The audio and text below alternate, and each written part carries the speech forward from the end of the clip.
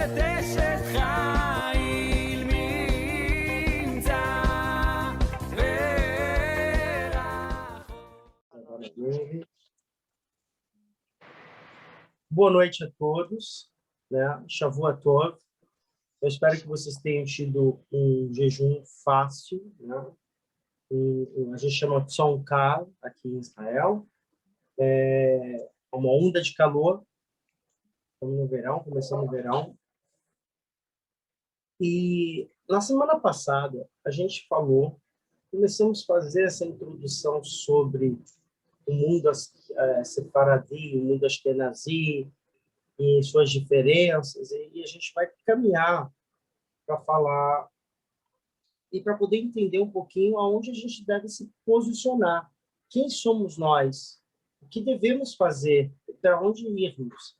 Essa talvez seja uma das grandes dúvidas das pessoas que estão voltando em Teshuvá, estão voltando ao judaísmo, ou estão se convertendo ao judaísmo, né? Então, ou são judeus, mas não cresceram dentro da colônia, ou são pessoas que querem conhecer o judaísmo e não sabem a sua infinidade. Muitas pessoas que acabam se convertendo ao judaísmo, no caso, no tema de conversão, acabam tendo um problema muito grande de identidade. Por que eu falo identidade? Porque acaba elas querendo se aproximar do judaísmo, rezam, praticam as rezas judaicas, mas, no final, na sua essência, elas são bases cristãs. E isso é o grande, a bottom of wine, se chama, né? O grande núcleo do problema. Então, tem pessoas que deixam até de acreditar, né, na sua crença antiga, mas no seu conceito cultural continua as bases cristãs. Então, o judaísmo é totalmente diferente do cristianismo em todos os aspectos, tá? É uma civilização muito antiga, com mais de 4.000 anos, vamos botar nessa expectativa, e presença judaica no mundo inteiro. Então, é muito mais antiga que o próprio cristianismo, com todos os respeitos aos meus amigos cristãos. Mas é muito interessante a gente conhecer, e esse é o papel dessa aula. Como eu falei, essa aula eu programei ela, já estou programando 4 meses, porque é importante passar cada detalhe para vocês. Tem muita gente que já falou, já escreveu, tudo. Aqui é o Rabino Abraão que está explicando para vocês, talvez uma linguagem mais simples, mas é muito importante para vocês absorverem e enriquecerem a cada momento do contato, seja aqui em Israel, ou seja na Europa ou no Brasil, conhecer o mundo judaico. Por que eu falo mundo? Porque é um mundo. É um mundo de línguas, um mundo de cultura, de comidas, de rezas, muito diferente. Na semana passada, a gente falou sobre a criação das comunidades, tá? Das comunidades alemãs, que é a Ashkenazi, e as comunidades da Espanha, que é Sefaradi. Tá? E dali elas derivaram outras ramificações, outras comunidades judaicas. Tá? Então, a gente está entendendo até aqui. Então, falamos também, tá, que muitas comunidades se comunicavam através dos seus rabinos ou outras comunidades através de cartas. Um belo exemplo, na Itália, no século XV ou XVI, funcionava muito, isso vai ser muito levado, começa na Itália e vai ser levado para todo o leste europeu. Quem cria o primeiro sistema de correios, na verdade, são os judeus. É bem interessante isso, porque, às vezes, uma comunidade tinha uma questão halárquica, uma dúvida que não conseguia resolver, o que eles faziam? Eles escreviam cartas. E aí, os judeus, que eram os comerciantes, os mascates, como se falava, eles trabalhavam em cidades e cidades, então eles eram que as pessoas que levavam as cartas para os seus sábios e logo depois para suas vilas e aí acabou sendo utilizado não só pelos judeus. Então, a gente vai ver que isso vai ser desenvolvido no século XV, século XVI, século XVIII, a gente vai ver que vai ter esses cacheiros viajantes. Tá? Então, é muito normal a ideia do judeu numa carroça, um cavalo, um monte de coisa atrás, e levando coisas e trazendo coisas. Né? É um judeu errante. Essa expressão que a gente usa, é um errante, é um judeu errante. Então, a gente entende até aqui.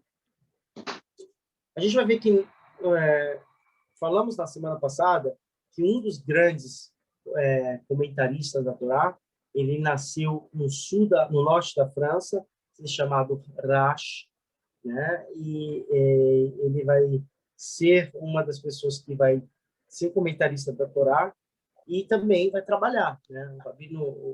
O Rash, ele vai ter o maior vinhal, ele vai ter a plantação de vinhos, né? Essa era a forma de parnassá, de sustento de Rash.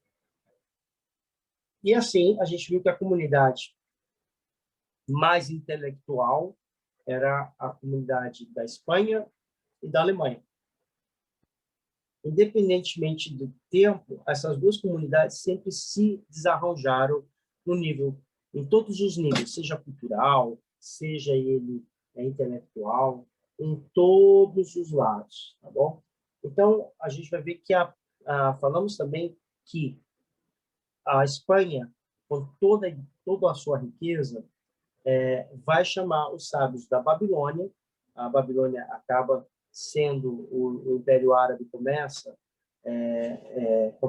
a ficar difícil para os judeus ali ficar, então eles convidam os sábios da Babilônia para se instalarem na Espanha, e aí vai desarrojar o lado místico, o lado cultural, o lado filósofo do judaísmo. Tá? Nesse período vai surgir também grandes personagens.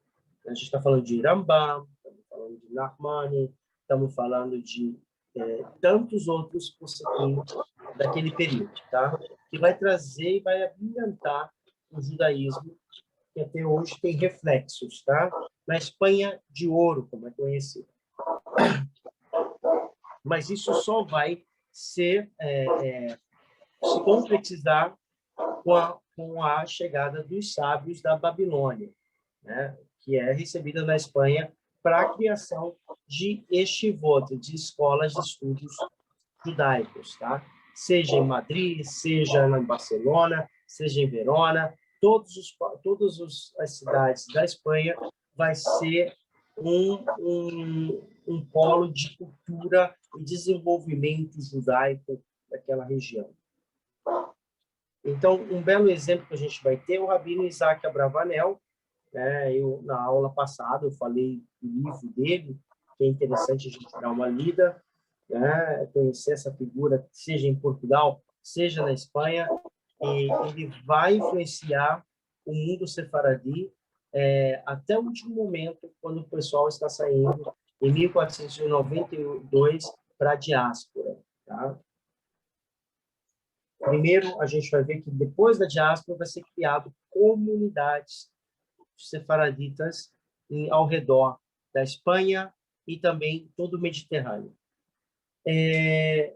A gente, até que eu me lembro, a gente falou também de um período, né, da Inquisição.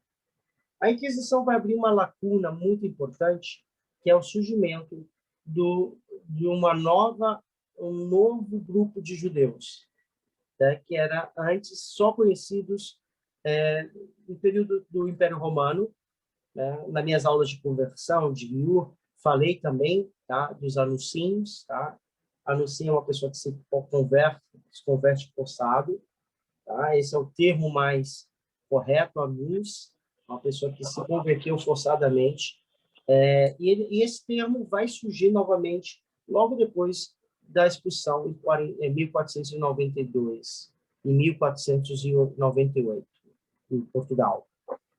Então, esse termo vai sair novamente, foi usado inicialmente no Império Romano, porque os romanos convertiam os judeus naquele período para o cristianismo. Então, não é nada de novo, né? Ele só vai ser utilizado novamente no período da Inquisição. As comunidades, os judeus que saíram desses dois países, seja Espanha e Portugal, eles vão fundar suas comunidades com seus costumes e com as suas bases, sempre relembrando Portugal e Espanha. Até aqui a gente falou da semana passada. Eu esqueci alguma coisa, gente?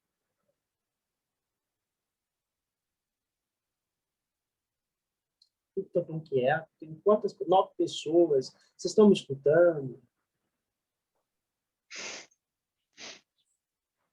Estou Tá aqui, chata a já, estou aula? ouvindo. Tá chata a aula? Não está chata. Então, antes de começar a desenvolver a aula a mais, é uma aula um pouquinho longa, com algumas partes, tá? A gente está entrando na segunda parte. Eu queria mostrar um dos temas que a gente vai falar, começando a falar da questão dos anuncinhos, que eu sempre falo, sempre bato, mas sempre aparece mais de material. Os judeus que não foram para o norte da África, seja Marrocos e toda aquela região do norte da África branca, ou, naturalmente, quando os judeus saem da Espanha, para onde eles vão? Para a Turquia, tá? E vão fundar suas comunidades na Turquia, vão fundar suas comunidades na Itália, vão fundar suas comunidades também na Grécia. E vão chegar até a Síria, tá? Esses judeus que ali saíram da Inquisição espanhola, tá? Agora, o que aconteceu com os judeus que foram em 1498? Para onde que eles foram de Portugal? Alguém sabe me dizer? A gente sabe que os judeus da Espanha foram para essas comunidades. Turquia, Grécia, Itália. Tá? A maioria. Agora, a comunidade judaica que foi expulsa na Inquisição de Portugal, para onde eles se instalaram? Uma grande parte do Brasil, né? Uma grande parte do Brasil, tá? Mas isso não foi uma maior parte, tá? A maioria dos judeus Estados que Unidos. saíram, na verdade, vamos pensar junto, tá, Mal? Os judeus que foram para o Brasil, eles já foram anus. Eles já foram convertidos forçadamente. Forçados. Aqueles que não se converteram, que saíram de Portugal como judeus. Para onde eles foram? A gente sabe que foram convertidos forçados, eles foram para as colônias. E o Brasil foi um dos lugares.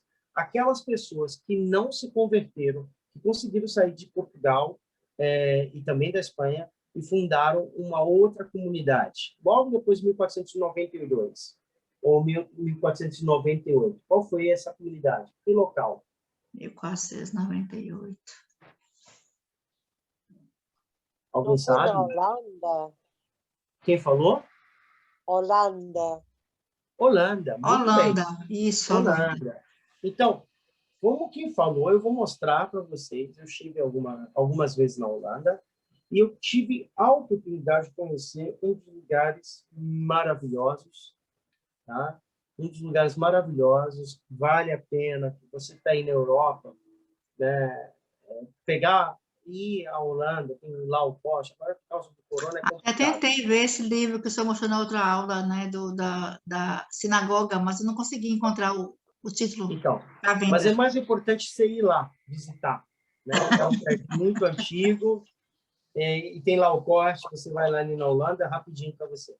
Tá? Aqui está um dos livros que eu gosto muito, tá? É a The Portuguese Synagogue. Ela vai ser o centro do recebimento dos judeus portugueses após a Inquisição, após a expulsão, tá? O edital da expulsão. A comunidade portuguesa vai se formar naturalmente, porque houve esse recebimento nesse período. A Turquia, a Itália estava recebendo e a Holanda também recebeu.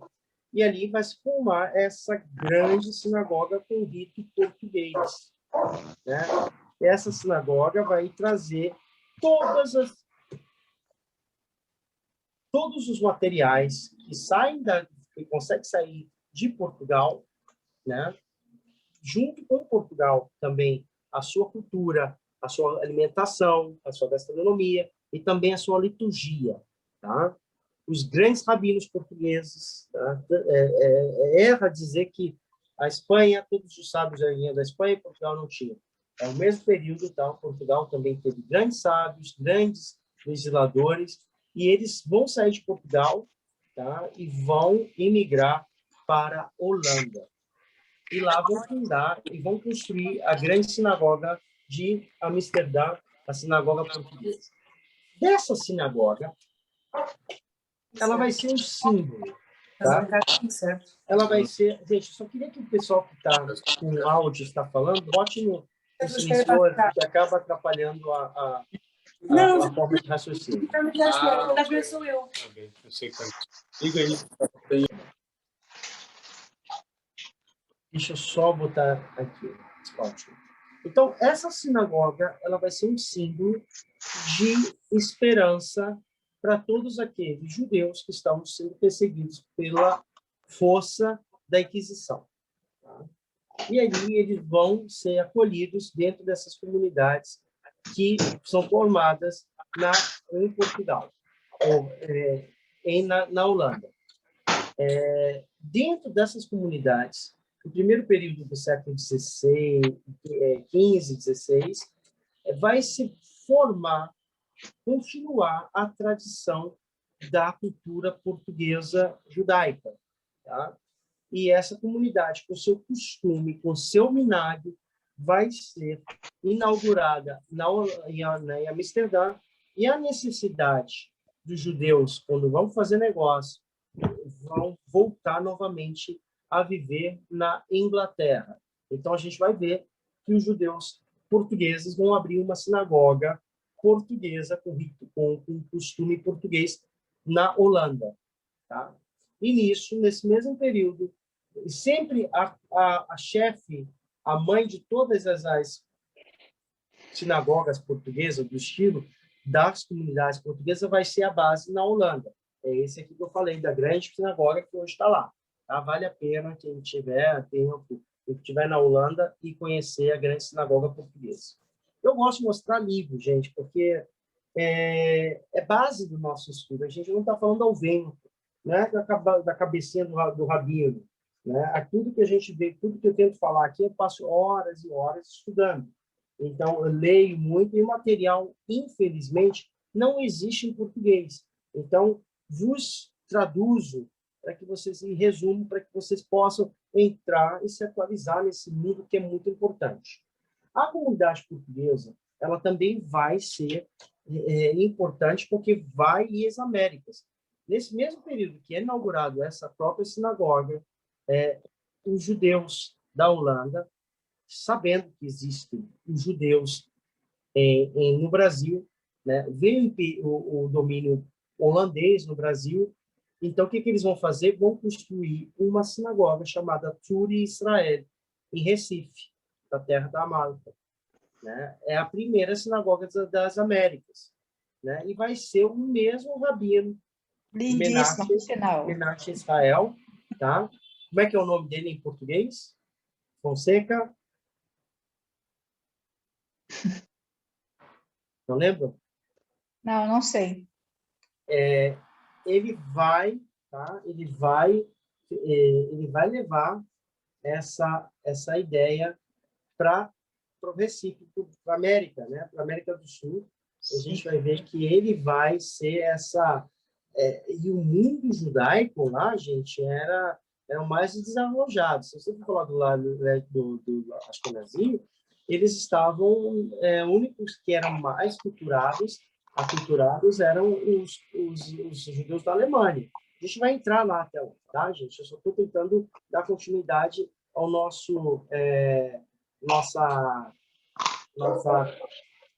aulas, né, da cultura portuguesa.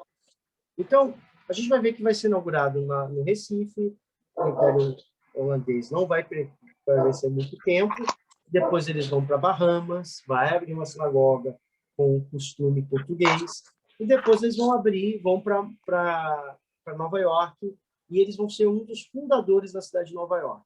Só para vocês entenderem o peso dessas comunidades. A comunidade portuguesa teve muita influência, influenciou muito, ou teve muita influência parecida com a comunidade da Itália. Tá? Por que eu digo parecida? Porque ambos eu conheço muito bem, a comunidade italiana e a comunidade portuguesa. Tive o prazer de conhecer esses mídios judaicos, seja lá em Londres, seja na Holanda, e eu não fui a Recife, na sinagoga de Recife, mas essas outras sinagogas eu tive o prazer de conhecer. E rabinos que até hoje incentivam a comunidade portuguesa judaica. Uma ironia do destino. Portugal não existe o costume mais português. Não existe.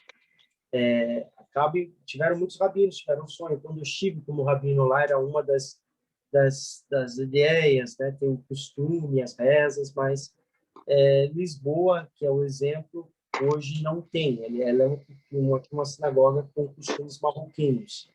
E dos costumes, né, para a gente poder ver como é parecido, toda vez que você olhar essa figura, você vai pensar também no Sefer Torah do pessoal da Itália, tá? Todos são muito bonitos. Eu gosto muito. Eu já fui muitas vezes na Veneza, então me lembra muito. Aqui que vocês estão vendo aqui nesse livro, vocês estão vendo um Sefer Torah? Conseguem ver as capinhas do Sefer Torah? Conseguimos. Tá vendo? Conseguimos.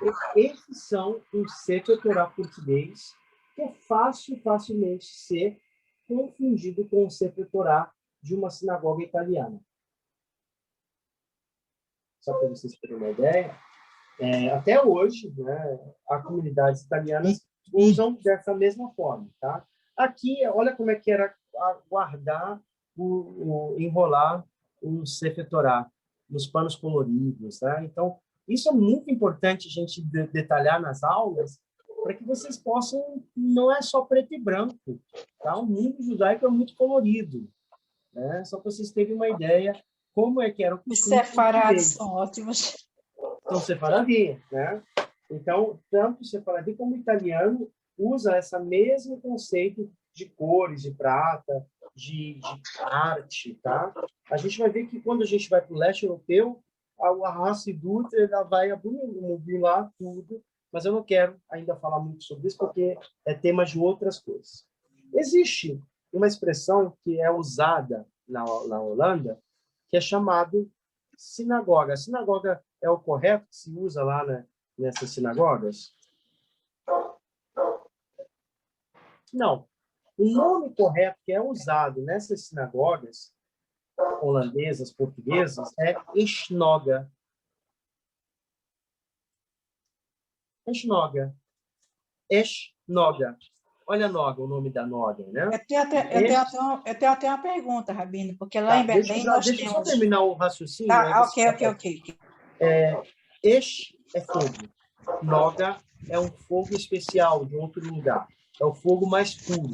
Então, quando a gente ia rezar, esse fogo é que acendia os sacrifícios quando vinha do céu. Então, era o fogo mais puro. Então, quando a gente pede 2 templos, a gente precisa ter um lugar que vai fazer o sacrifício, né? Então, foram feitas as sinagogas. Então, na cultura portuguesa, a gente não usa a palavra sinagoga, a gente usa eshnoga. A cultura portuguesa judaica influenciou o norte do Marrocos. Cidades como Tanger, Gibraltar, Bahia, elas vão chamar também as suas sinagogas de eshnoga, por causa da influência portuguesa, tá? Olha aqui, eu vou mostrar para vocês um pouquinho, e isso é bem interessante de salientar, porque você vai ver que isso influenciou também as primeiras comunidades judaicas do Brasil, tá? Belém, Manaus, o Rio de Janeiro, tem essa... Tem gente fazendo barulho, a gente acaba fazendo... Pronto. Senão eu perco o raciocínio. As comunidades do Brasil, tá? Manaus, Belém, Rio de Janeiro, elas vão ter o mesmo princípio básico também, mesmo que tenha costumes marroquinos portugueses ou sefaradi, eles vão usar os mesmos objetos, as mesmas ideias, tá? E é muito conectado também com a comunidade da Itália, outra vez. Aqui eles vão usar muito chandelier, muitos chafariz, tá? É muito conhecido isso nas comunidades portuguesas. Os casamentos são feitos dentro da sinagoga. A tebá, tá? A tebá é geralmente elevada, ela não é baixa, ela não é redonda, tá? Ela existe, tá? Chama tebá, não é na frente, como os Ashkenazi. E também a gente usa na cultura portuguesa, eu tenho aí em Portugal, viu, Marta? Eu só deixei em Portugal. É um chapéu, tipo daqueles bem bonitos, meio redondos, que é usado na cerimônia do Shabat e das lideranças do Morador. Olha aqui o errado, como é que ficava o Sefer Torah, ficava o Sefer Torah dentro da sinagoga. Sempre muito recato, muito luxo e muita discrição. Para mim, foi uma das comunidades mais fascinantes que eu conheci no mundo, né? Olha aqui o Kabbalat Shabbat, tem gente fazendo barulho.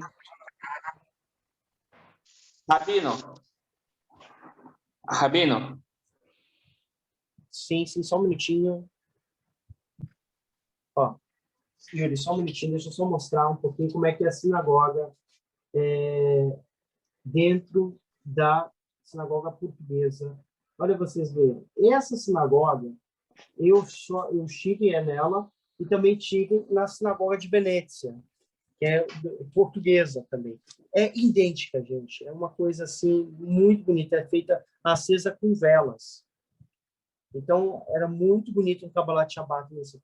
Então, é uma das coisas que eu queria trazer para vocês. E quando vai se mudar para a Holanda, a Holanda vai deixar Portugal e vai trazer não só o lado cultural, o lado da civilização judaica que existia por hora em Portugal e vai ser transferido para a Holanda, também os manuscritos, os livros, dentro da comunidade de Lisboa, de Amsterdã, depois foi mandada para a Inglaterra.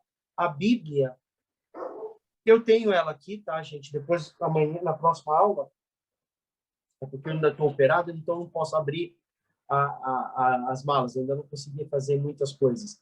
Mas eu vou mostrar para vocês a Bíblia portuguesa, que foi feita em Portugal, mas foi salva e levada para a Holanda, e depois a Holanda foi para a Inglaterra.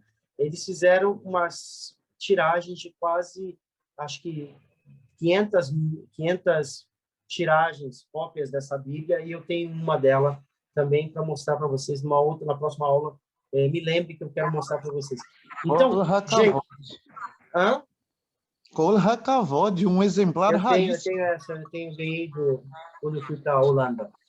Eu era rabino de Belmonte, então era como se fosse uma Kavod. Então, Malika, você queria fazer uma pergunta. Rabino, é sobre a questão de lá em Belém, né? Nasci em Recife, mas minha história com o judaísmo começou em Belém. Então, assim, em Belém temos 3 sinagogas, né? Na verdade. Aí duas se intitulam sinagoga e uma se intitula esnoga, que é a Esther Abraham, né? E eu queria entender por que essa diferença de títulos. Tá bom. Existe um livro, Malta, eu vou falar para você a diferença, mas se você quiser se apoiar, se aprofundar mais nisso, você que é da região do Amazonas, tem que conhecer, tá? O livro chamado Eretz Amazonas, do professor Samuel Ben-Shimol, tá para vocês também, não só porque é de lá, mas ele vai trazer uma aula. Eu tive o prazer de conviver, conhecê-lo em vida, esse grande escritor e jurídica que faleceu há um tempo atrás. E ele escreve essa diferença. Também o próprio Ramiro Bentes também escreveu sobre isso nos seus livros. A diferença é que quando o judeu vai ser expulso em 1492, e vai para o norte do Marrocos, ele vai chegar lá, ele não vai ser pioneiro, ele vai encontrar uma comunidade que tem quase 2.000 anos de presença no Marrocos. Então, vai ter esse choque cultural. O judeu do norte, ele é mais europeu, ele é mais português, ele é mais espanhol.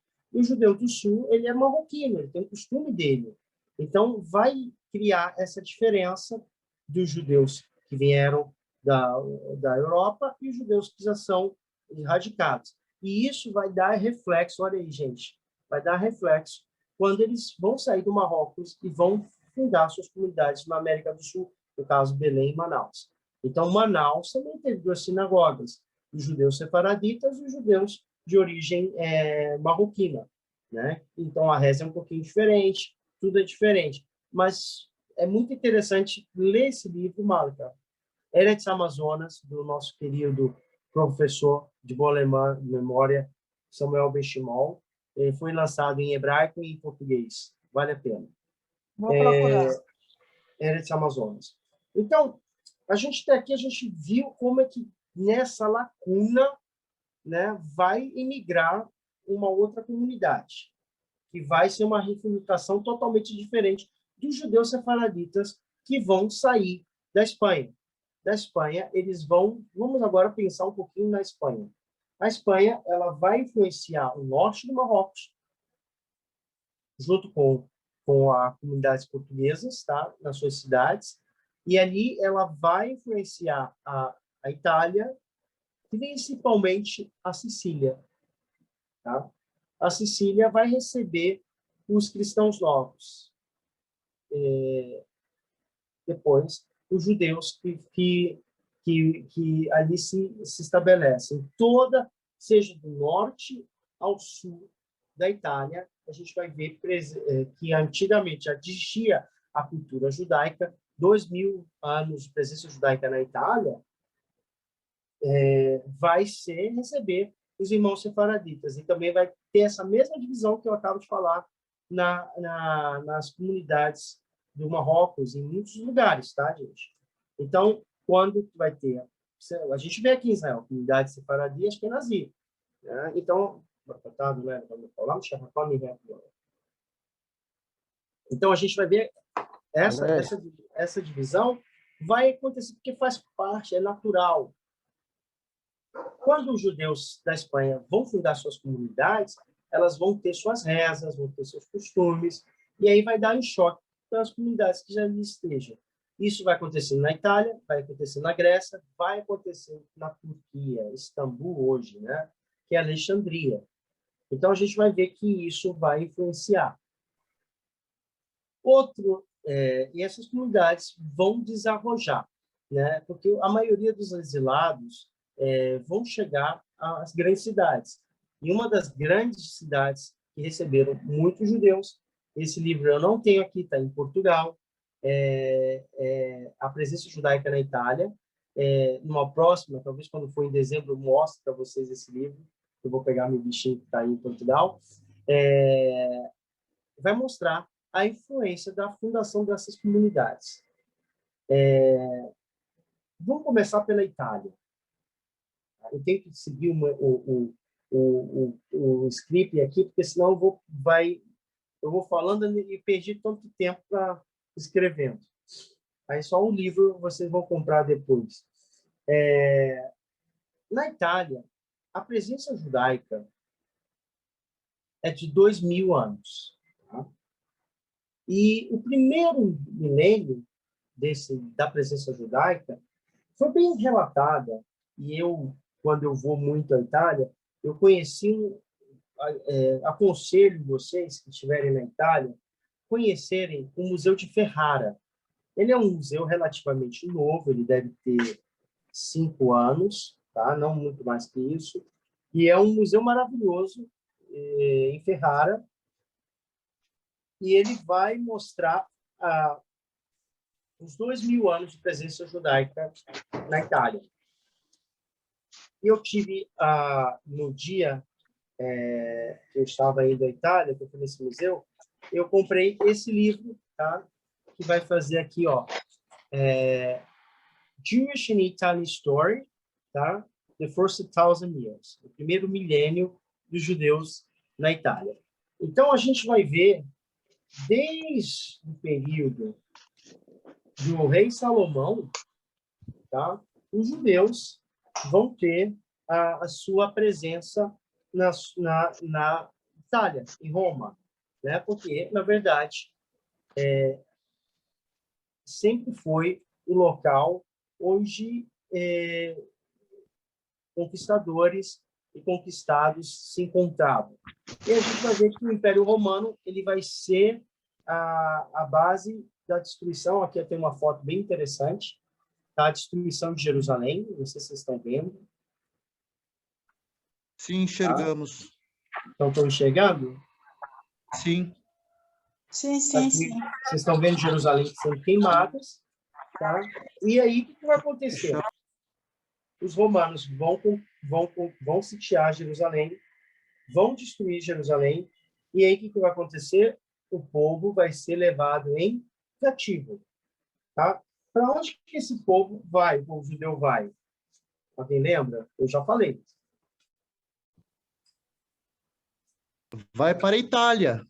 Vai para a Itália. Para que região da Itália? Vai... Poxa, é Sardenha, lá na parte de baixo. Não é Sardenha, é quase. Poxa vida. Ah? Sicília. Sicília, terra da mama. A terra dos meus antepassados, dos meus avós. Então, É a a gente vai ver Sicília. Sicília, tá velha. A gente vai ver que o Império Romano vai levar para aquela região. Por quê? Não é melhor levar para Roma? Na aula passada eu falei, quem tem boca vai a Roma, não existe essa expressão?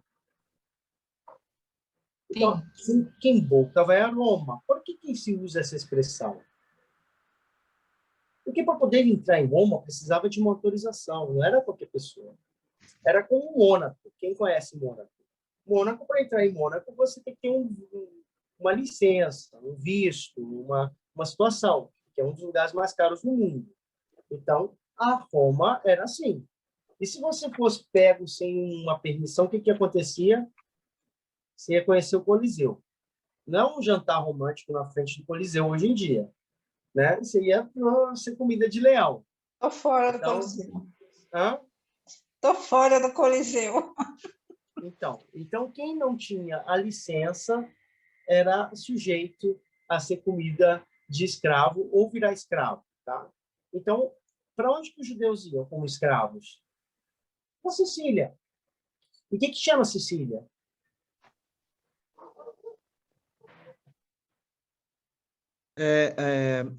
Estaleiros. Ali eram Estaleiros. E até meu Navios. eles construíam, ali era o local que se construíam os navios do Império Romano. Então, da destruição do Segundo Templo até a queda do Império Romano, a Sicília foi muito importante para a distribuição dos judeus para a Europa.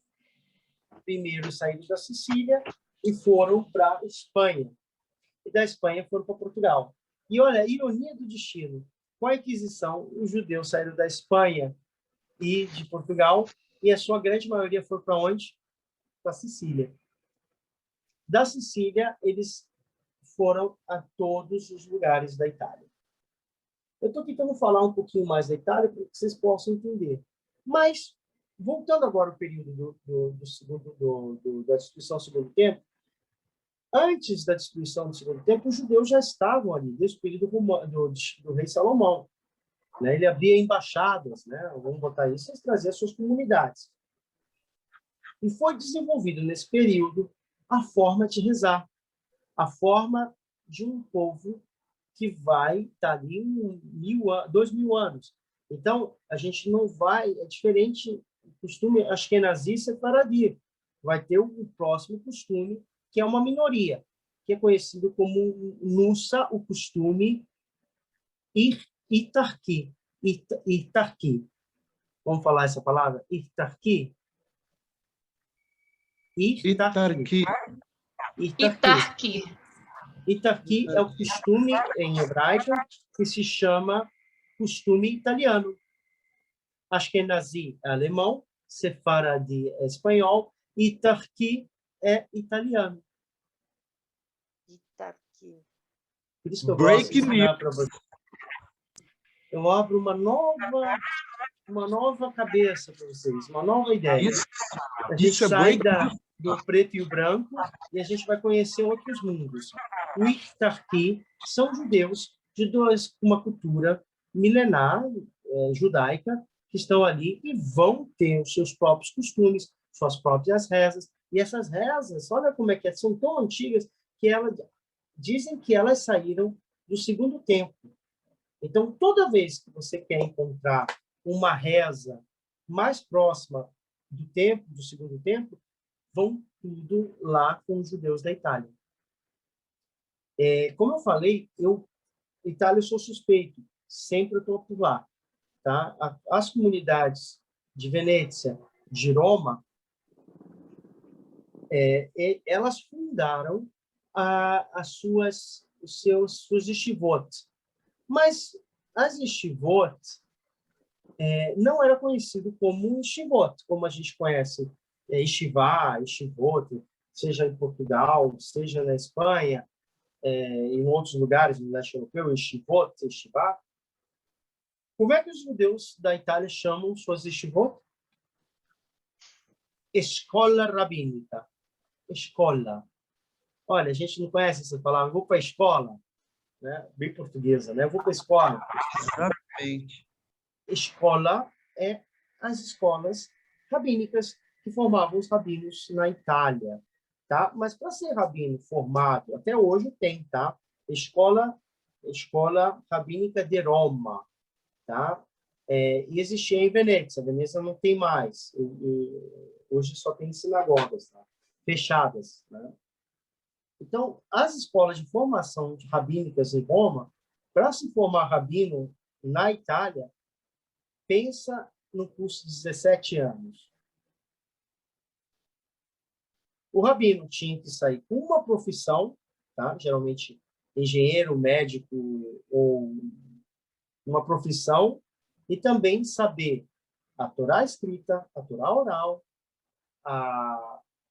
todas as legislações judaicas, toda a filosofia, tudo, e também saber rezar e ler muito bem a Torá. Então, a pessoa ficava ali 17 anos estudando. Hoje em dia é muito menos, mas não leva para a formação de um rabino, não leva nem em torno de 7 a 10 anos, tá? A minha levou um tempão. E aí, para me pegar o meu diploma rabínico, demorou 5 anos. Tá? Mas tem um processo muito antes, tá? Na Itália, ela vai desenvolver essa situação. Eu falei que nas comunidades em Portugal, a gente chama a sinagoga como? Sinagoga, né? E agora na Itália, como é que se chama a sinagoga? Escola rabínica. Não, esse é Yeshivá. Escola rabínica. Mas essa é Yeshivá, não é? Ah, tá. Da Yeshivá. Como é que se chama lá na Itália? Não tem a menor opção. Escola rabínica. Escola rabínica. E Yeshivá. Quem está falando que é escola rabínica? Eu, Ellen. Ellen, escola rabínica é o seminário rabínico, é Yeshivá. Não é? Eu quero ensinar como é que se chama a sinagoga na Itália. Snoga. Não é Snoga. Eles não são separaditas, eles não são portugueses. Eles são italianos. Sinagoga. Não é sinagoga, não é Luigi. Eu não sei. Gente, como eu acabo de falar para vocês, depois você vai dizer, vou usar meu bordão, vai. Breaking news, não posso falar alto porque dói a barriga. Breaking news! Gente, eu não falei para vocês que a comunidade da Itália, ela é muito relacionada com a destruição do segundo templo. E ali, tudo as rezas, tudo é relacionado ao segundo templo. Então, como é que é mais fácil chamar? Como a gente chama templo pequeno, a gente chama templo. Templo. Templo Templo. israelita. É o templo israelita. Vamos pregar ao templo. Então, olha que bonito. Né? A gente abriu um pouquinho mais o leque da palavra grega, que é sinagoga, da palavra que era usada pelos judeus sefaraditas portugueses como sinagoga, e a gente vai entrar no mundo dos judeus italianos. 2000 anos de presença judaica. Tá? Então, a gente vai ver que a Itália é do norte ao sul, da Calábria até ao norte da Itália, presença judaica.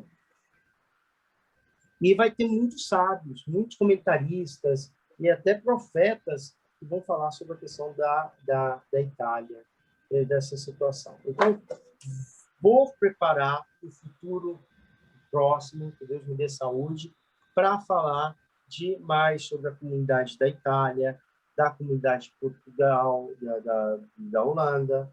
E eu queria mostrar, né? Já mostrei, mas eu queria mostrar, quem puder encontrar esse livro na internet, tem em inglês, tem em italiano, tá? O primeiro Century dos judeus na Itália, base do nosso estudo, e também os judeus, a sinagoga espanhola.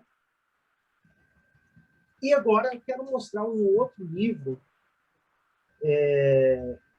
Quando, há uns 3 anos atrás, eu me formava no Instituto Amiel. Tá?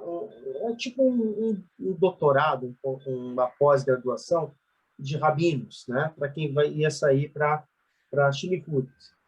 E eu estudei com um rabino muito conhecido, chamado, muito atuante aqui em Israel e nas comunidades da América Latina, também em alguns lugares na Europa, chamado Eliyahu Birimbau, Rabino Eliyahu Birimbau. Ele é dayan, ele é juiz, e ele escreveu um livro. Ele conhece muito bem as comunidades do mundo inteiro, tá? Ele escreveu e fez um programa de televisão que foi para a Amazônia. Ele foi lá para a comunidade da Amazônia e fez uma tradução, tá? Mas ele escreveu esse livro, Yehudim Olamim, tá? Ele está em hebraico, e aí ele vai catalogar todas as presenças judaicas no mundo. Gente, é muito legal. Pena que não tem em português.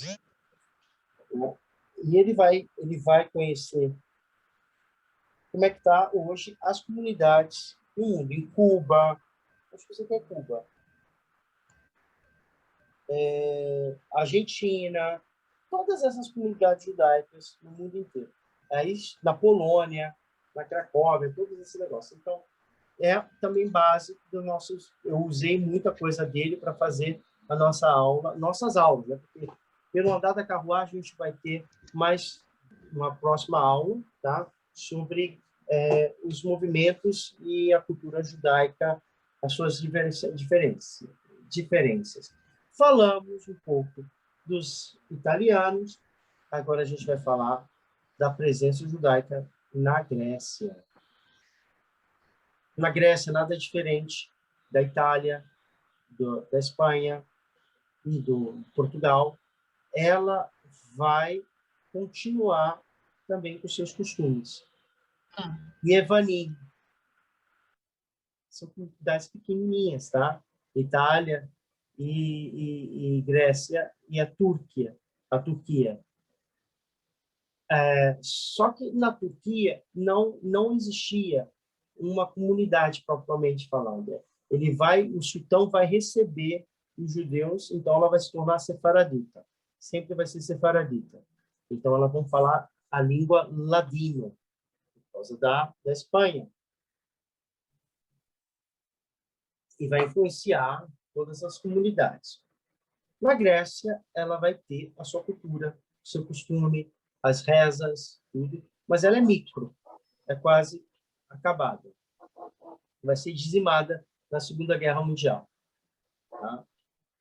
Uma curiosidade, o CEO da Pfizer, né, ele é uma família grega que sobreviveu o Holocausto, né? E ele fez a doação, o acordo com o ex-primeiro-ministro para trazer as primeiras vacinas para cá, para Israel. A gente vai ver que as comunidades vão se desenvolver. E elas vão chegar até a Síria, Edut Mitzrayim, né, como eu falei, costumes orientais. E uma bela curiosidade, quando eles saem da Espanha, eles vão para a Síria, para os países árabes, né, e as comunidades lá já existiam, eles chegam com o sobrenome Toledano. Toledano bem sefaradi, bem espanhol, né? Família Toledano. O rabino hoje responsável pela Holanda é o rabino Raham Toledano. Outra situação, a gente não chama português, tá? O português ele não chama, o costume português ele não chama rabino chefe ou rabino principal, eles chamam Raham. O Raham Toledano é o que administra a comunidade da Holanda. Tá? Raham Toledano. Eles vão chegar, os toledanos, todas essas pessoas que chegam com sobrenome espanhóis, eles vão chegar e vão ser observados pelos sírios, ou para eles poderem ser absorvidos dentro da sociedade, das comunidades, e ali, sendo mesmo do costume sefaradi, eles trocam o nome. Olha a questão do troca o nome, é muito usado. Então, toledano, eles vão virar Tuic. Tuic e toledano são as mesmas famílias. Por exemplo, o meu sobrenome, Elbas, né? Vai se trocar para Abu Hassira. E aí vem a família do Abassali. Mas o Elbas é Abu Hassira, e Abu Hassira é Elbas. Então, isso vai acontecer porque se trocou lá no Abu Hassira porque estava na Turquia. E esse é o nome em turco ou em árabe, né? Então, para ser mais familiarizado. Isso não é uma coisa só dos países árabes, tá? No Brasil também. Muitas pessoas saíram do Marrocos, era como o sobrenome Shemtov. O sobrenome Shemtov vai virar Santos. Vocês estão entendendo? Como é que, para que não houvesse nenhum tipo de perseguição ou represália. Então, era natural a troca do sobrenome. Tá? Vou atrapalhar vocês. Gente, a gente viu aqui mundos totalmente diferentes. Dizem que até a família, quem está enterrado, só para terminar a questão da Itália, quem está enterrado em Palermo, em Padova, até hoje, é o rabino Abravanel, Isaac Abravanel. Eu tive o prazer de ir à tumba dele lá em Padova, está enterrado lá. Na próxima, não posso dizer próxima aula, porque meu livro está em Portugal, eu estou aqui em Israel, mas quando eu for em dezembro em Portugal, eu vou dizer, olha, gente, vocês lembram aquela aula? Né? Olha aqui, ó, tem a foto lá da sepultura do Abravanel.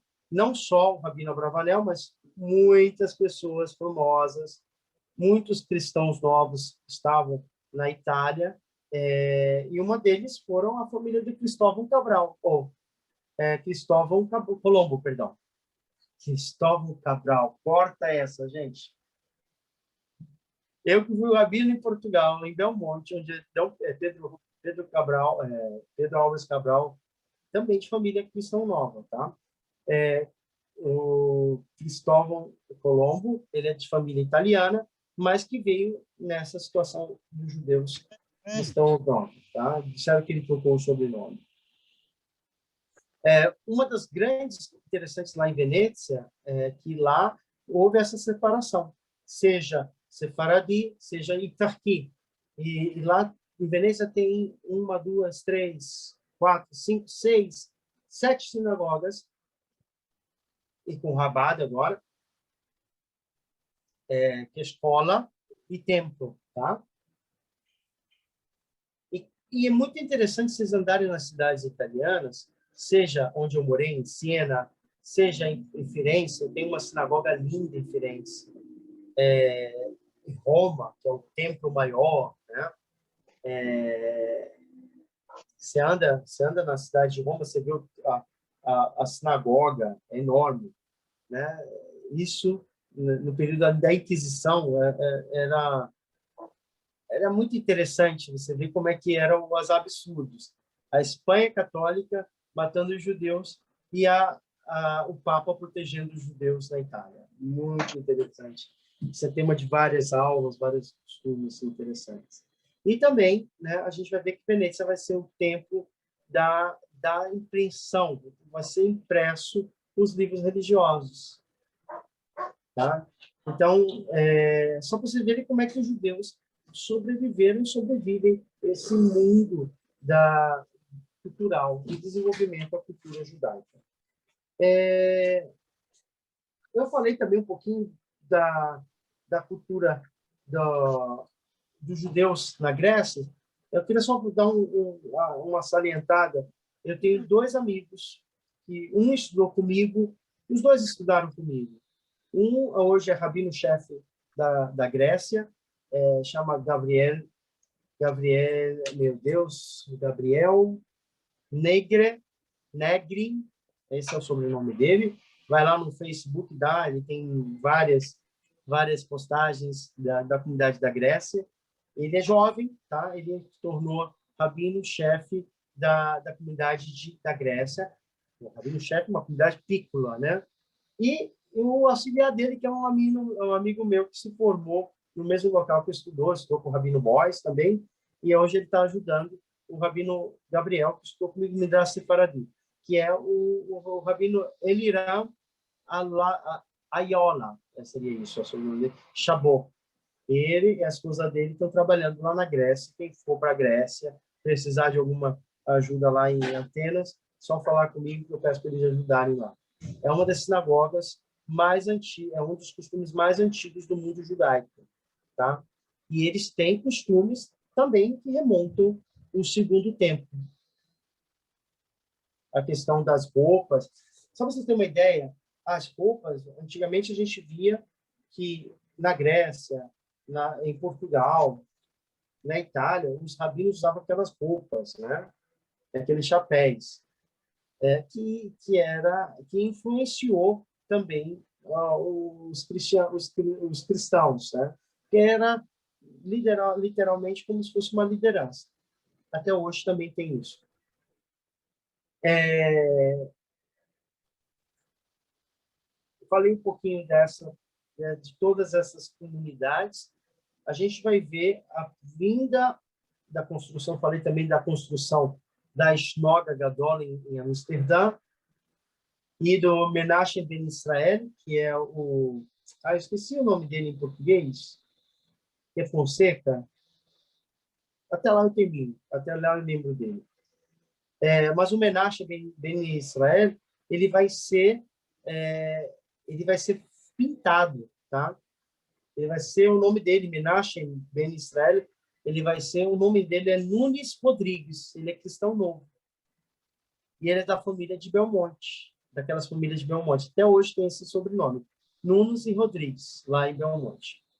Então, eles ele vai retornar ao judaísmo com 16 anos, ele próprio vai fazer Brit Milá, a oficialização do retorno ao judaísmo, vai entrar no seminário judaico, na Yeshiva, em Amsterdã, e vai se formar rabino, né? E vai escrever muita coisa para ajudar os Bnei Anussins a voltarem ao judaísmo, tá? Então, a gente vai ver desse mundo, né? Que é muito distinto. Isso está acontecendo, gente. Está acontecendo no mesmo momento. Isso eu estou falando só do mundo sefaradi e dos minates pequenos. Senhores, a gente vai ver que também tem outros costumes pequenos, outros grupos judaicos pequenos, que a gente desconhece no mundo judaico, acho que é sefaradi, também, que só existe hoje essas comunidades em Israel e em Nova York, tá? Porque migraram de Israel para Nova York. são conhecidos como a comunidade dos iemenitas, os temani, os judeus do Iêmen. Então, eles vão, na sua grande maioria, aqui em Israel, mas eles vão ser totalmente desconhecidos nas outras comunidades, né? Nem vão ser percebidos. Quem garante também com a questão dos judeus de Itaquí, da Itália, ou da Grécia, né? Como são microcomunidades. Então, os iemenitas também vão ser, com seus costumes, com a sua forma de rezar, que remonta o segundo templo, o primeiro templo e o segundo templo destruídos, né? Que vieram e formaram as suas comunidades. Uma curiosidade, o Sefer Torah do judeu do Iêmen é totalmente diferente do Sefer Torah que a gente conhece, tá? Eles leem como se fosse uma carta, tipo uma Megillah. Elas não... vocês lembram como é que se bota uma mezuzá? Eu tenho uma caixinha de mezuzá. Eu até ensinei o Leandro esses dias para botar a mezuzá dele, né? Então, Leandro, já que eu te ensinei, fala aí, fala pro pessoal aí como é que se bota a mezuzá. Acho que é Nazir ou Sefaradi, vai. Olá, Shalom. Então, vai Leandro ou vai Malca? Vai você. O Leandro. Ah, tudo bem. Então, o Rabi tem me ajudado aqui no Brasil a colocar a mezuzá aqui no umbral da minha porta, tá bom? Ajudado não, já ajudei, porque é a coisa mais fácil botar mezuzá. Ajudado ainda não. Então, o Sefaradim coloca ela em pé, tá? Ela, na verdade, é vertical, tá? No lado... Não. Ela é em pé. Não, você pega com a mão esquerda, né? E coloca no lado direito do umbral. Tá né? bom. Essa é Sefaradim. E a Ashkenazi? E a Ashkenazi você coloca ela meio deitada, meio mais ou menos, quantos graus mais ou menos a gente tem que colocar ela?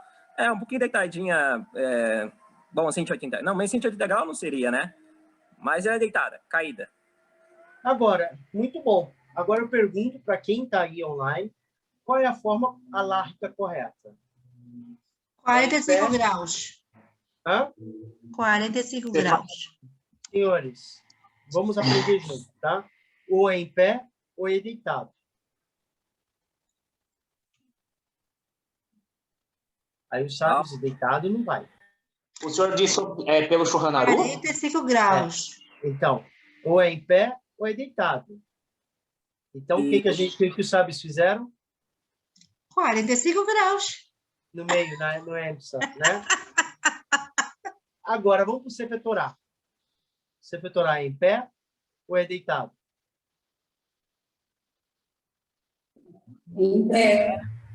Em pé. É em pé? Alguém já viu um Sefer Torah lido deitado? Não, eu não. Nem Não, sinagoga. não vi. Nunca viu um Ashkenazi rezando no Sefer Torah? Eu nunca vi Ashkenazi rezando. Sefer Torah Ashkenazi, ele é deitado, ele não é dentro de um Torah e texto. bota na mesa, deitada. Aí vão lá. Meu Sefer Torah é assim. Gente, o Temani, ele vai fazer igualzinho aqui, ó. 45 graus. Não é interessante? Né? O Sefaradim, ele vai ter aquelas arcas em pé, né? Vai abrir e vai ler em pé. O Ashkenazi, ele vai ler deitado. O Ashkenazi e o português, tá? O italiano, o grego, tá? E todos aqueles que têm o espanhol, tá? Eles vão ler deitado. Agora, os judeus do Edut Mitzray, em pé. Posso fazer uma pergunta? Por favor. Oi, Rabino, posso fazer uma pergunta? Passa. No caso, no passado, a mezuzá sempre foi disposta assim numa caixinha ou ela era colocada diretamente no umbral da porta? Tá, os costumes, tá? O Sefaradim, eles botam só o pergaminho, tá? O meu descansado rabino Moisés Garzon, ele não botava caixinha. Tá? A caixinha, a gente chama Bait Mezuzá, é para proteção. Tá? Frio, calor, inverno, chuva, neve. tá? A caixinha era como uma proteção. Mas o correto era botar, cavar mesmo, como é que fala? Talhar, né? Você vai lá em Portugal, nas casas que estão lá, você chegou a ver isso em Malta. Tem outros portugueses hoje na sala, a bancada portuguesa está me deixando, né? Não, mas a maioria das fotos que eu vejo, os umbrais da porta estão escavados, ou às vezes Então, não tem nem a lá madeira, tem a pedra, é na pedra, é cavado na na pedra. própria pedra. É fé meu ordem. É fé meu ordem. Então era assim, tá, gente? Eu que tive lá como em Portugal, eu via muito, não só em Portugal, mas na Espanha também. A gente vai ver muitas casas que tem a marca da mezuzá, né, que era cavada, e como eles se converteram ao cristianismo, fizeram uma cruz, né? Assim. Uma cruz. Interessante. Eu acho Rabino. que foi muito rico essa aula. Eu não quis falar ainda dos Ashkenazi. Vamos falar o seguinte, começar a falar dos Ashkenazi. Menachem Ben Israel foi aquela pintura do Rembrandt, que fez aquele rosto pintado, que ele pintou o filho de Israel, Menachem Ben Israel. As comunidades sefaraditas, elas têm a sua filosofia, elas vão trazer um mundo bem estruturado, mas muito bem simples. Nesse exato momento vai surgir também outras comunidades, a gente vai começar a falar sobre isso. Começa agora, e na próxima aula a gente vai desenvolver mais, que é diferente. Tá? Ashkenazi significa o quê? Convertidos. Não, os Ashkenazes é de uma origem familiar acredito, antiga, né? Da região Vou fazer Ashkenaz, são realmente descendentes de Noa, né? a pergunta. O que significa a Eu palavra pensei que era Ashkenazi? da Alemanha. Não, Alemanha. Pessoal da Ô, Alemanha. Marta, eu vou te botar sentada no fundão, olhando para a parede. Europeu. aceito. Você não tem problema com os Europeu, nossos não é? irmãos. Nada de Sinat Rinam. Só a Havatina, amor gratuito. Nada ódio gratuito. Ashkenazi, eles vão ter infinitas costumes, mas vai se desenvolver naquela região da Alemanha, que vai para a Polônia, vai para a Bulgária, vai para todo esse leste europeu, que a gente vai desenvolver a cultura judaica.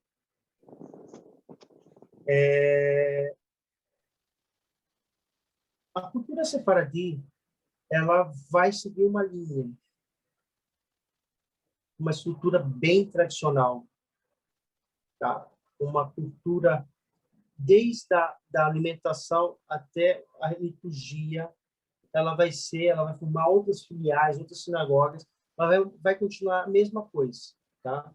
Não vai ter grandes mudanças, mesmo que ela esteja no norte do Marrocos, ou ela esteja na Holanda, na Inglaterra, ou em Nova York, ela vai sempre manter a mesma estrutura. Isso não acontece no mundo ashkenazi, tá? Isso a gente vai ver que vai trazer grandes problemas e que influenciam até hoje, tá?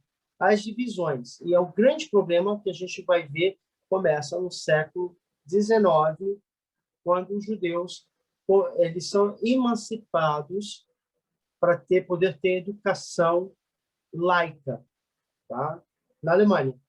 E aí a gente vai ver também, nesse período, muito antes, nesse período a gente vai ter influência da Reforma Protestante. Em 1500, 1600, 1700, até o século XIX. É um processo que vai culminar com vários movimentos religiosos que vai surgir somente no mundo ashkenazi, tá? Esses movimentos não vão dar continuidade no mundo sefaradi, não existe. Então, nesse período, após a reforma de Lutero, as comunidades alemãs, né, eu sempre vou falar ashkenazitas, elas vão querer também fazer uma reforma, porque eles conseguem se ver e a gente vai ver que tem reflexo nisso até a Segunda Guerra Mundial, que vão dizer, eu sou alemão judeu. Eu não sou judeu alemão. É porque os judeus, eles viviam como nômades. Eles rodavam, eles não tinham suas terras, era como se fossem os ciganos, né?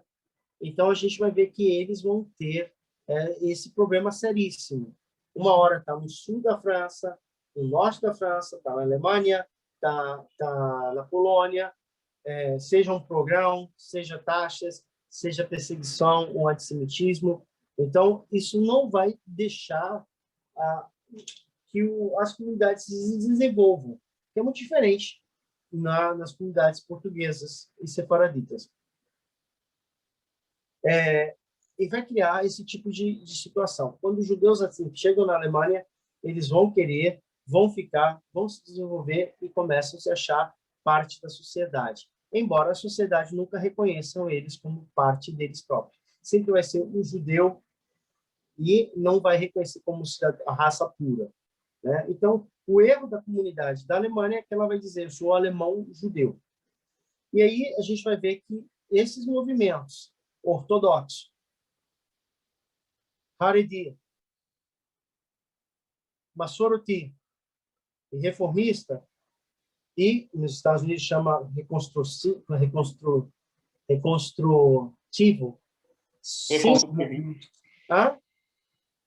Reconstrutivista, né? Reconstrutivista. Reconstrutivista só vai existir nos Estados Unidos, tá? Esses são variantes do mundo ashkenazi. Tá? Uau! Calma aí, Rabino. Não vai existir nenhum no movimento sefaradita. Caramba! Então, a gente vai ver que esse movimento vai sair dos rabinos da Alemanha que querem reformalizar o judaísmo, modernizar o judaísmo. E aí vai se surgir primeiro, tá? Breaking news. Não posso falar aquela lá. Não posso, porque dói a barriga. Breaking news.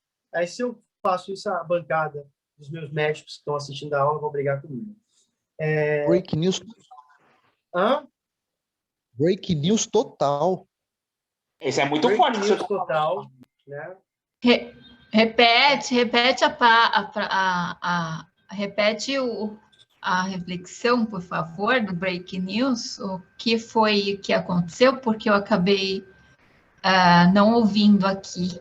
Nesse momento, os rabinos, nesse mesmo período da história, tá?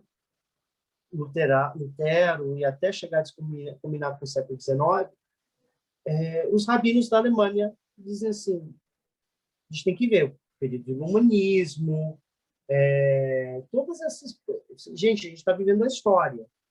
Quem conhece um pouquinho da história, renascemismo, todos isso, os judeus estão ali no meio. Então, é natural fazer parte disso. Tá?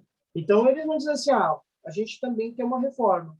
E eles começam a fazer uma reforma, promover uma reforma no judaísmo. E eles começam a pegar ideias abertas. Eu não estou criticando, tá? Eles mesmos dizem que o movimento reformista copiou ideias, tá? Olha aí, gente. Essa é a breaking news, tá? Da Igreja Luterana. Oh! Rabino, isso é muito sério, muito grave o que você está falando. Isso é muito sério, né? Que envolve puritanismo. Eles confiam, o movimento reformista vai basear na igreja reformista do Lutero, vai fazer a mesma coisa. Como falar, o que eles vão querer? Eles são a margem da sociedade. Que ideia de tirar, eles verem que a separação entre homem e mulher, primeira coisa que vão tirar a Hatzitza. Hatzitza é um lugar tradicional, a separação entre homens e mulheres. Vão trazer instrumentos musicais para ser tocado no Shabat. Né? Agora, homem e mulher sentam do mesmo lado. Como se fossem as igrejas. Rabino, Quem escreve isso é só o Shimshon Raferish no Agarot Safon? Ou tem Calma outros aí, escritores? Beto, eu não falei ainda, então eu vou chegar. Vamos chegar no Rafael Chinchon, né? Eu sei que vocês estão gostando dessa super aula, mas, como eu falei, temas muito precisos. Eu acho que poucas pessoas, desculpa, eu posso estar errado, mas eu conheço muito poucos rabinos. Tem rabinos que falam uma coisa bem resumida de 5 ou 6 minutos, acabou, ou 10 minutos. Mas uma aula, uma palestra, uma conferência para trazer esse mundo todo, eu demorei quase 5 meses para escrever, gente. Então, Eu tô quero chocada. que vocês aproveitem. Ainda tem muita coisa para se chocar, viu? Tem muita coisa para chocar. Calma, Beto, você não vai sair a mesma. Tem mais? Tem mais? Vai ter mais, vai ter mais. Adoro! Adoro, né? Tá bom, vamos lá. Então, pensando um pouquinho, esses movimentos, eles vão trazer senhores, o movimento renascenista, esses movimentos que vão surgir na Europa, eles vão influenciar os judeus. Os judeus estavam no meio da sociedade europeia.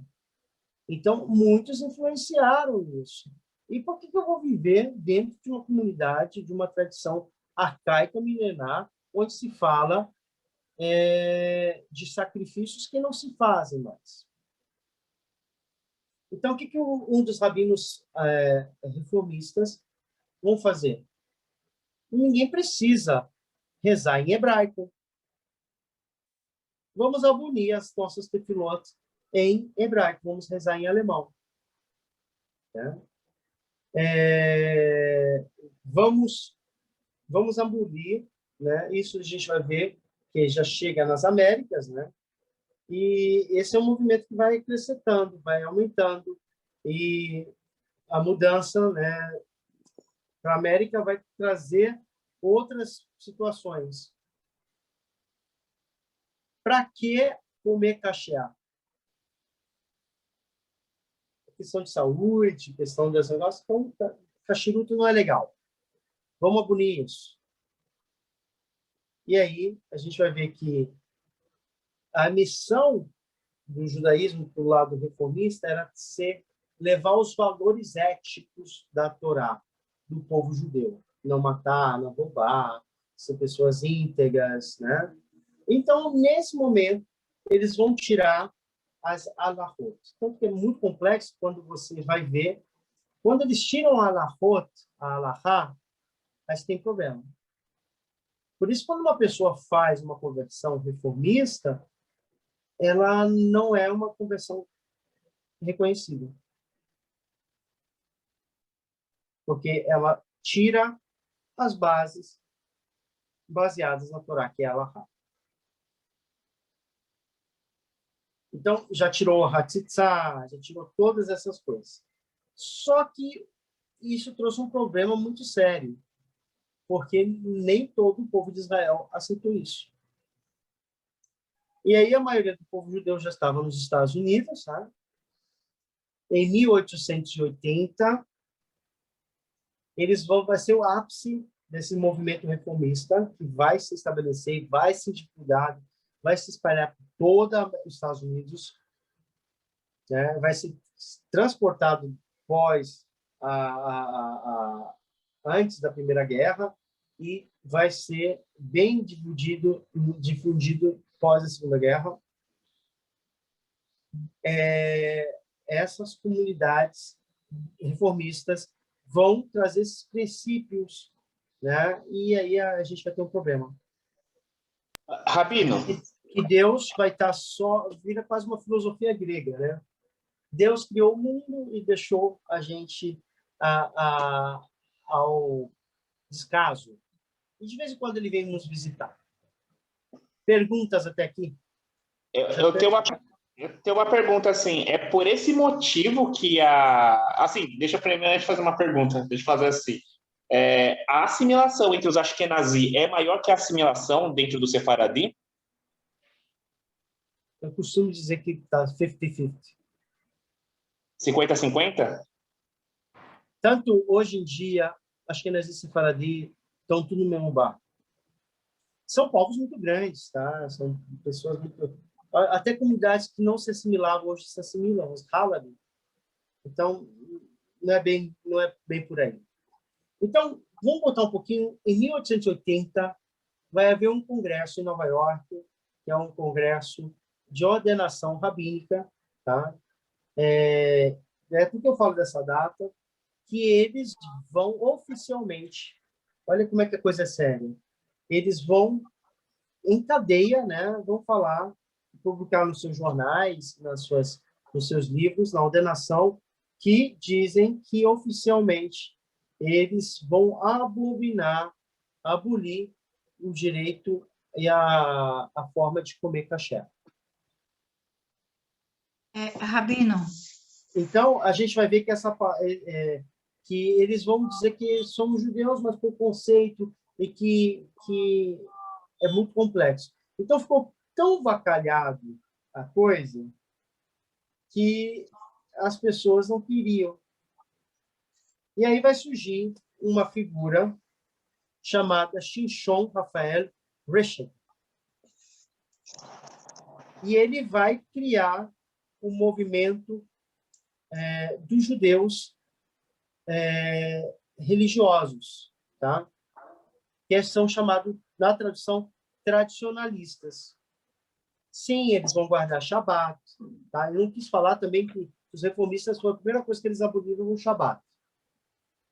Esse próprio rabino vai bater contra todas as ideias do reformismo e vai criar esse movimento tradicionalista para voltar à tradição judaica, que é guardar Shabat, comer kashrut, a separação, Tahara Mishpachá e tudo. E aí vai criar um movimento que os próprios reformistas... Sabe quem vai apelidar os judeus tradicionalistas de ortodoxos? Os reformistas. Então, vai se criar esse conceito chamado ortodoxo. Não foi dado pelos próprios ortodoxos, foram os próprios reformistas que fizeram. Dividiram, criaram, fizeram assim, agora nós somos reformistas, vocês são ortodoxos. E os próprios tradicionalistas aceitam esse nome. Não estou falando do mundo ashkenazi, tá, gente? Separadismo já não existe isso. E ali eles vão ser reconhecidos como ortodoxos. Até aí, tudo bem, né? Aí a gente vai ver que nos Estados Unidos não é meu parente, tá? Não foi meu parente, mas ele vai trazer a divisão das áreas. Lá nos Estados Unidos vai ser criado, tá? Também no século XVIII, um movimento chamado Massoroti, por um homem chamado, tá? Zacarias Franco. Não é Elbas. Não é Elbas, mas é Franco. Eu também tenho Franco. E esse homem, Zacarias Franco, vai criar o movimento Massoroti. Ou seja, ele vai pegar elementos do mundo reformista e elementos do mundo ortodoxo. Então, a gente vai ver que isso vai trazer um outro movimento no mundo sefaradi. Perdão, tá? Esse movimento, depois disso, vai se formar um outro movimento de uma pessoa que era religiosa, mas ele vai fundar um outro movimento, que chama Mordecai Kappa. Ele foi rabino ortodoxo, mas ele largou, chutou o pau e fundou um movimento liberal nos Estados Unidos.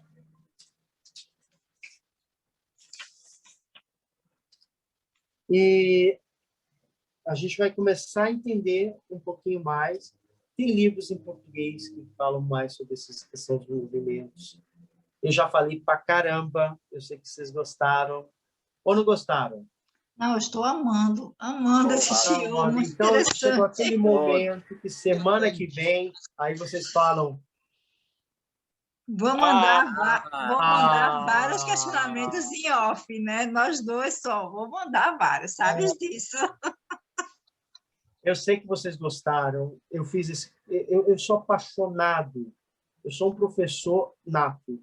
Com todo respeito, com todo orgulho eu falo. Eu achei por isso. Toda vez que eu faço uma aula, eu pego meus livros.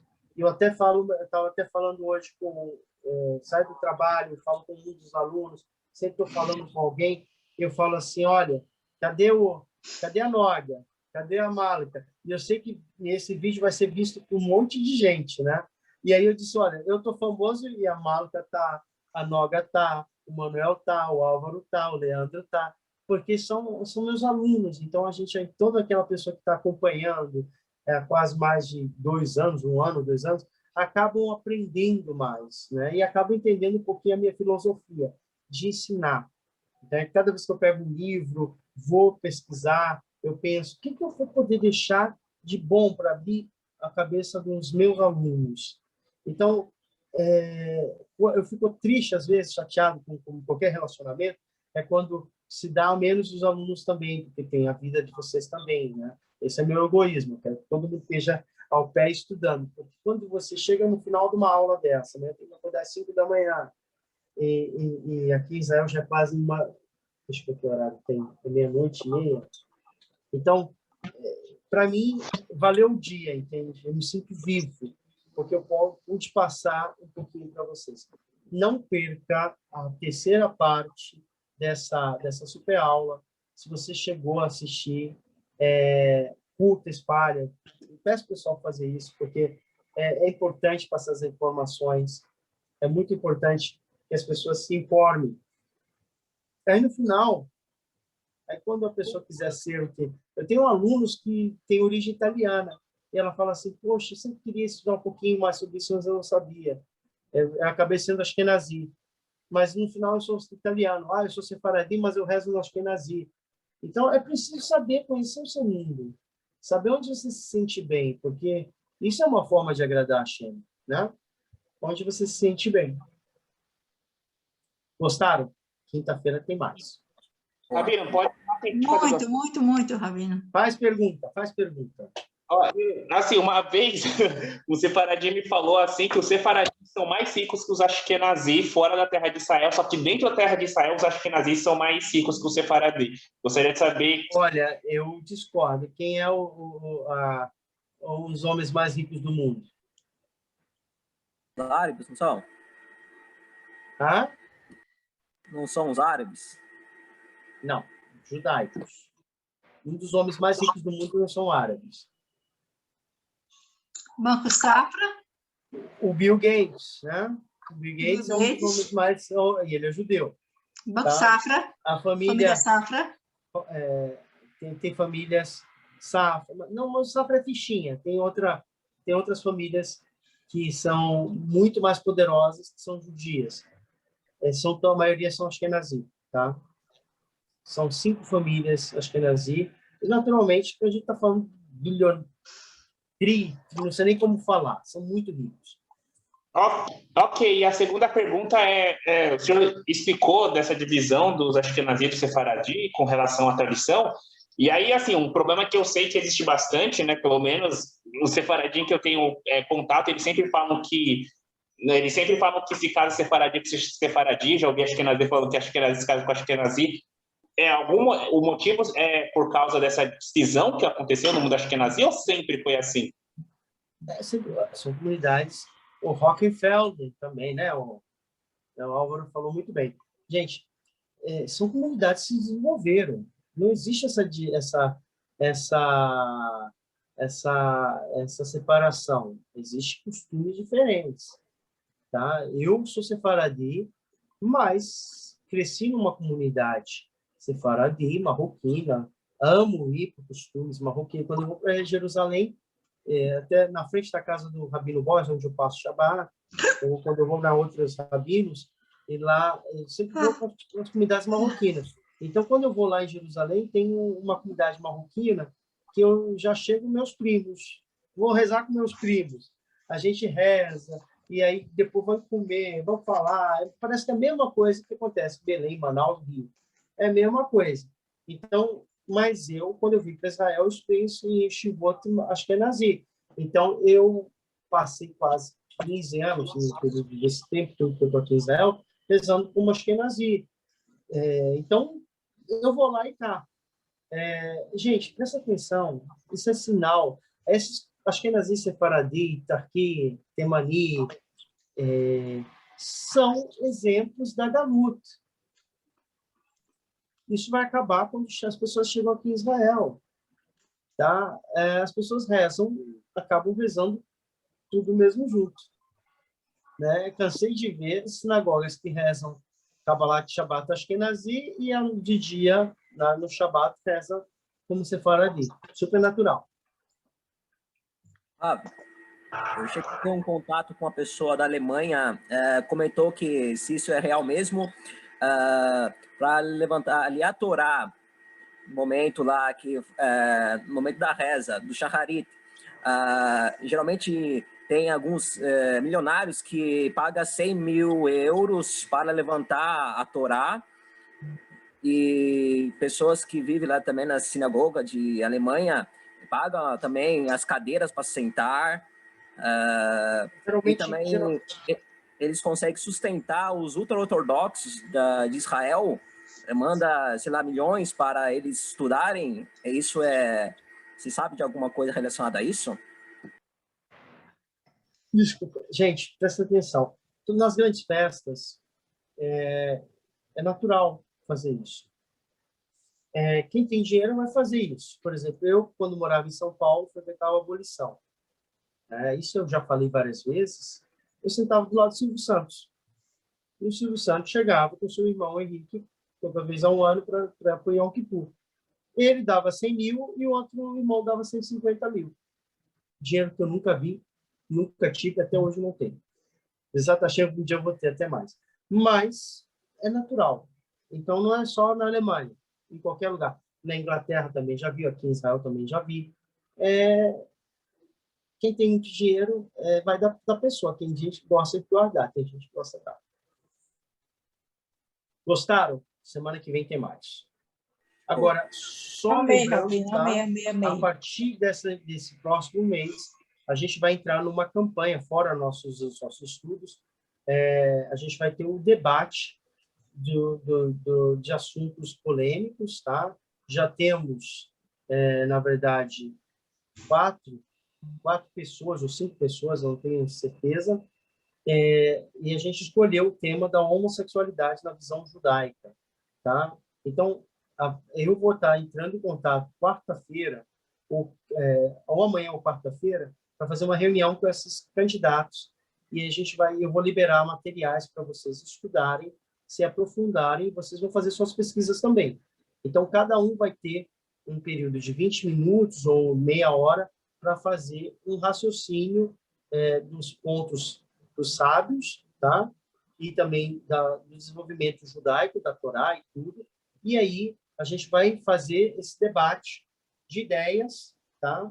E, no final, o público ele vai estar analisando, fazendo perguntas. Eu quero que vocês estejam bem preparados para respostas e perguntas, como se fosse uma eleição mesmo, tá? Mas não tem ganhadores. Eu tenho conhecimento, tá? Então, quando que vocês saibam de um assunto profundamente, vocês acabam se tornando pessoas mais tolerantes, pessoas mais profundas sobre os assuntos. Então, a partir desse mês vai ser o primeiro, no final do mês de julho, a gente vai fazer esse debate, vai ser divulgado, vai ter convidados. Não quero que nada seja no cunho pessoal, tá?